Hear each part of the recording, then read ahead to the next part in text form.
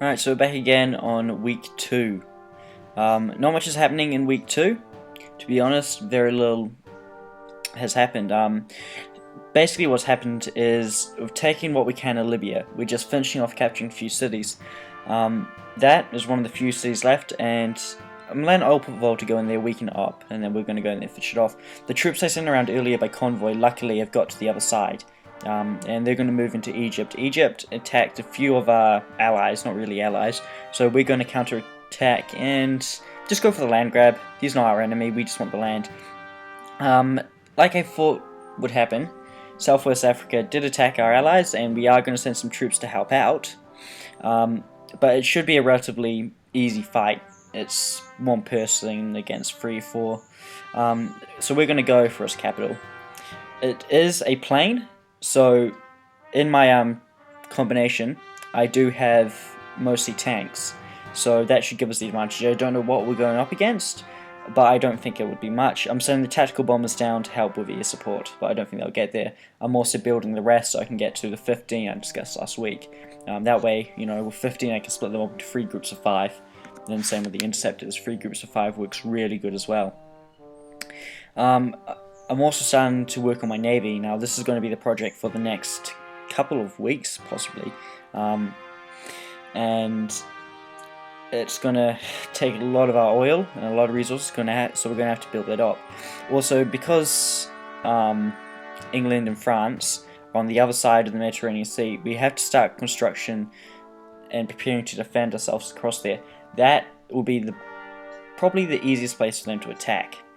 I'm also building up the runway network and air bases as we were doing last week, so our planes have a lot freer movement, and that's really what's happening at the moment.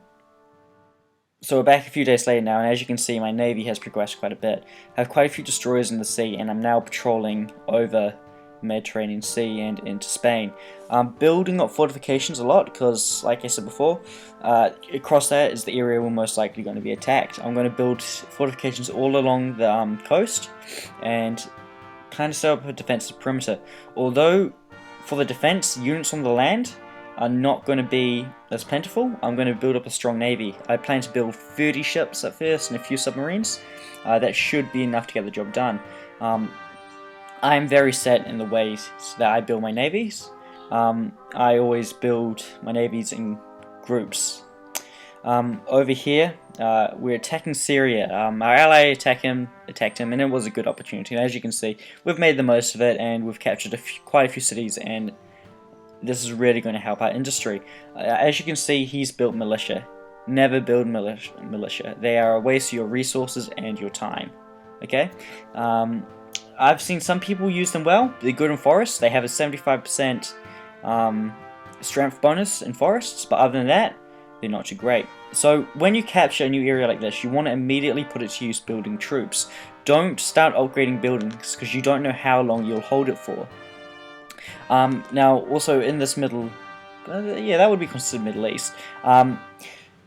There's quite a bit of oil, so we need to work on building that up. And as you can notice, our oil is pretty low, so I'm turning off any shipyards, ports that ain't in use, because we need to conserve oil and make the most of it, because we're going to need it, especially now that we're building a navy.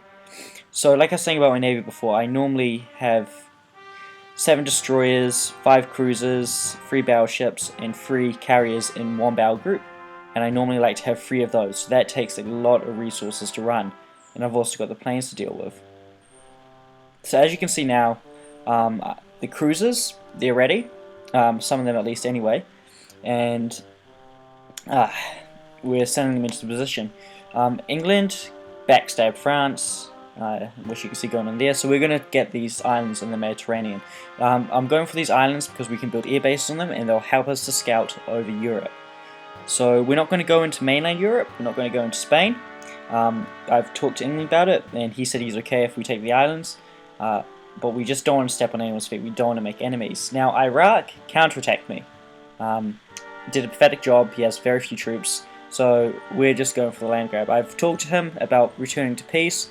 It's not good for my morale, being at war with 2 players at once. So if he wants to return to peace, I will, but I won't give him his land back. it just gives them options, and you know, if things do turn bad, sometimes they'll have a little more mercy on you. So because of the land we've grabbed, we've climbed up to 3rd, and the alliance we're in is also 3rd as well.